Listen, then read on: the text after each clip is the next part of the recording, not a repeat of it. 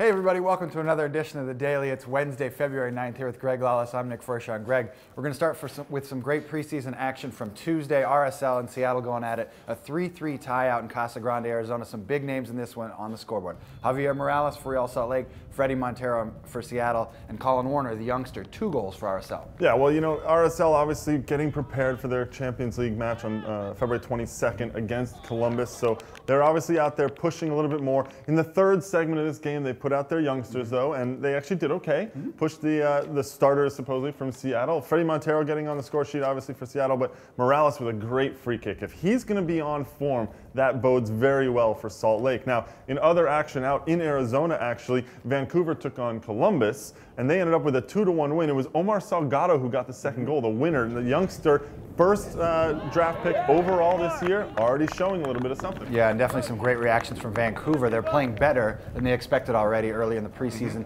And you can find those match highlights from Seattle and RSL. We had our man Scott Riddell down in Arizona. He's got that Javier Morales free kick and the other highlights from the match. Yeah, well, there was another game too yesterday, later in the evening, out in Los Angeles at the Home Depot Center. Portland took on the Los Angeles Galaxy. It was the first chance actually for the Timbers to take on an MLS opponent on this one, and they came out with a 1-1 draw. And you know, they're seeming to start to find a little bit of something. I spoke to someone who was at the match, and he said, you know, Portland looked a little bit better than they expected. Obviously, the Galaxy controlled the flow of the game, but it was important for them. And the big news, of course, for Portland, on Thursday, they're going to unveil and present Kenny Cooper to the media, and he will be officially with the teams to start training. Yeah, definitely. The Timbers, if they weren't good before, they're about to get a lot better. Kenny Cooper, obviously the biggest offseason acquisition probably for the Timbers over the winter. It's Kenny Cooper coming to the team. Thursday is going to meet the media, talk about why he came to Portland, all his days with Dallas, and his aspirations for 2011. Yeah, and there's actually news also from the other side for the Los Angeles Galaxy, a report coming out that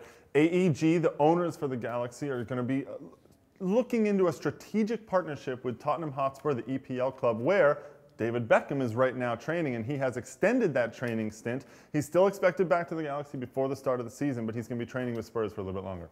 And Greg, there's news on the Nicolas Anelka front. We've heard a lot this offseason about the Frenchman potentially headed to the New York Red Bulls for the 2011 season, but a report in the New York Times says it's not so. Yeah, coming out, his agent saying that he's not going to be joining them this summer. Everyone thought that he'd be the odd man out when Fernando Torres joined Chelsea, but as we saw last week and in that Chelsea-Liverpool game, Anelka started.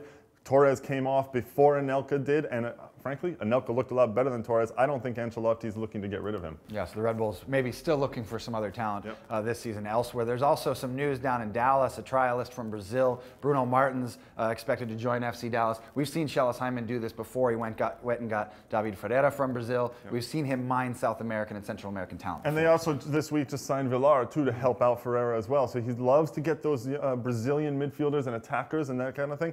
Bruno Martins, another guy, he's got in trial. Everyone wasn't sure who he was. Now he's been identified. Yeah, there's news on the international front involving some U.S. internationals. The biggest news, Eric Lehigh, the defender who used to play with Aston Villa, now on a 1-month loan to Leeds. Leeds fighting their way out of the championship. Potentially a good move for Lehigh. Yeah, he needs to get some playing time. And another guy who needs playing time is Gale Agbusamonde, who's been sort of without a club. The U20 U.S. international, though, looks like he's going to sign with Swedish side Djurgårdens, who, by the way, were once coached by New York Red Bulls head coach Hans Bakke back in the 80s. So I think it's a good move for Agbusamonde. He needs to get some playing time. Djurgården's a big club in Sweden, and this might be the place where he can get that experience that he needs before he moves on.